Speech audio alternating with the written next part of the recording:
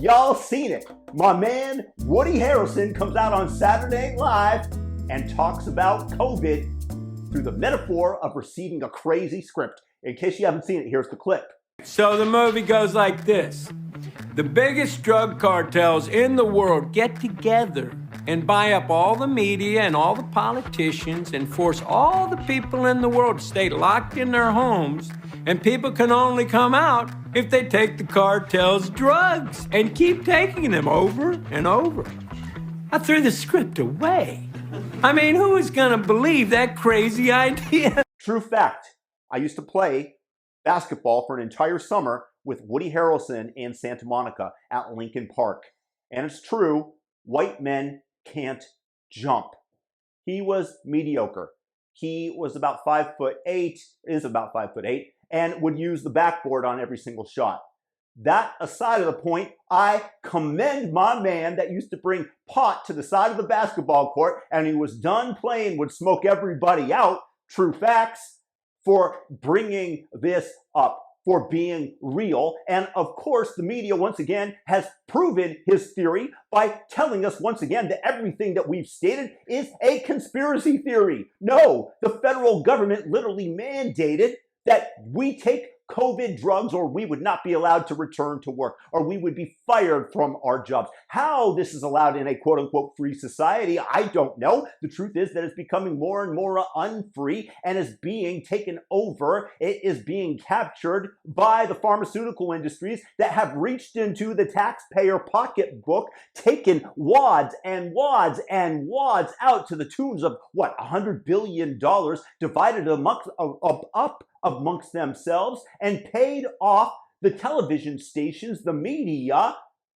Brought to you by Pfizer. Brought to you by Pfizer. Brought to you by Pfizer. To promote their propaganda that will lead to more revenue for them and thus the television and media enterprises. How do you think that Don Lemon went on air after Joe Rogan stated that ivermectin was prescribed by his doctor and mocked him, stating that it was horse paste? He did say something about ivermectin that I think wasn't actually correct about CNN and lying, okay?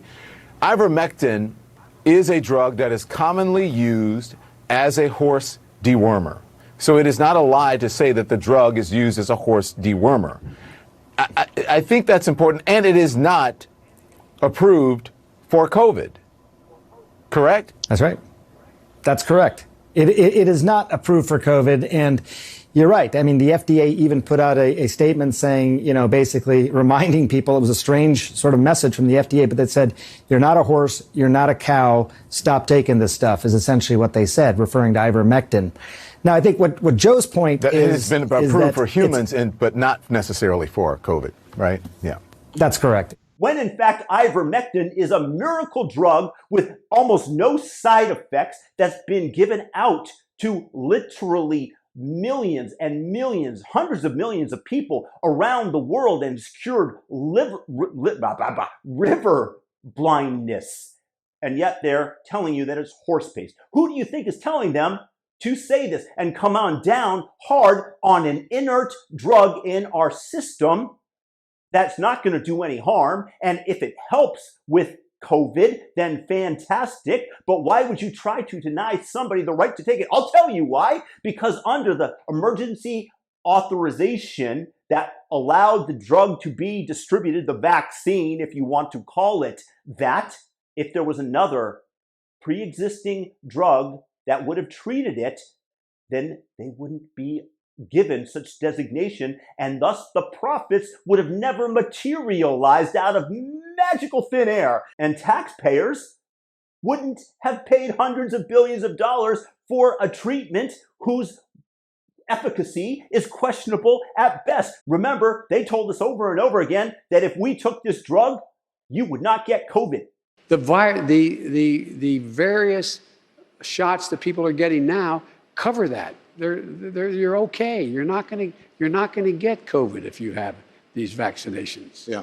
I can show you many, many more clips like this They said it would prevent transmission, that you wouldn't get it. All you had to do was take this drug and things would get back to normal. Oh, what's this? You need a booster? Oh, you can't get back to work until you get a booster. Whose pocket does this line the pharmaceutical companies at the expense of taxpayers, and they're trying to tell you that it's quote unquote free? No, this is an industry that has captured the United States regulatory apparatus as well as Congress, and I'm not saying that everybody there was malintentioned, because many of them wanted some treatment that would allow us to get back to normal, as they came down hard on the Great Barrington Declaration with the help of the media, of course. Anybody like Jay Bhattacharya, who was one of the co-signers of such declaration, that said we should just merely look to see who's really susceptible to COVID and for having a negative outcome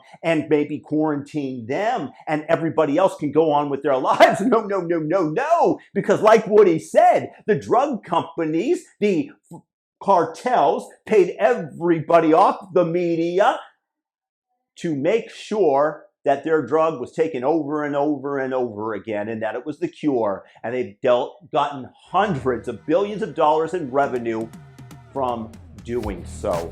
But Woody Harrelson has called them out, and of course, the media is slandering him.